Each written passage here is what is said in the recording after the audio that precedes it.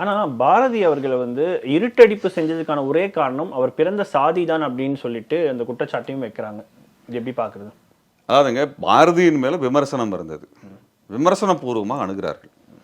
அவங்க பெரியாரிய அமைப்புகள் சிந்தனை கோட்பாடாக என்ன வைக்கிறாங்கன்னா, இந்த சனாதன தர்மத்தை அல்லது இந்து மத கோட்பாட்டை, வேத மதத்தை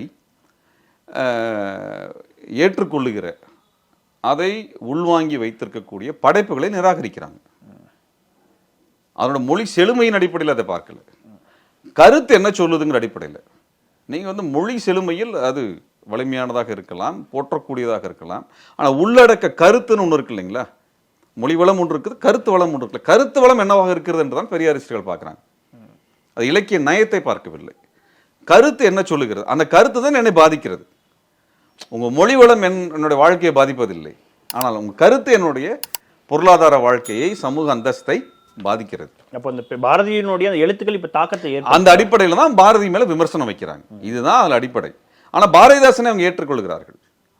பாரதி மீதான விமர்சனம் அப்படின்றது இப்ப சீமான் அவர்கள் எப்படி பெரியாரை விமர்சிக்கிறாங்களோ அதே போலதான் பாரதியை பெரியாரியவாதிகள் விமர்சிக்கிறதாக குற்றச்சாட்டு சொல்றாங்க. இல்லைங்க, பாரதி எந்த இடத்துல அவர் இந்த சார்பாக, இந்த பார்ப்பனிய சார்பாகவோ அல்லது வேத சார்பாகவோ இருக்கிறான்னு குறிப்பிட்டு அந்த அடிப்படையில் விமர்சனம் வைக்கிறாங்க. இதுதான் அதனோட அடிப்படை. நீங்க அதுல ஒரு தரப்புல முற்போக்கு கருத்து இருக்கிறது, ஒரு தரப்புல இது பிற்போக்கு கருத்து இருக்குதுன்னா ஒரு மக்கள் கிட்ட என்னன்னு சொல்லுவீங்க? இந்த பாதியை வச்சுக்கோங்க, அந்த பாதி வேண்டாம் நான் சொல்ல முடியும்?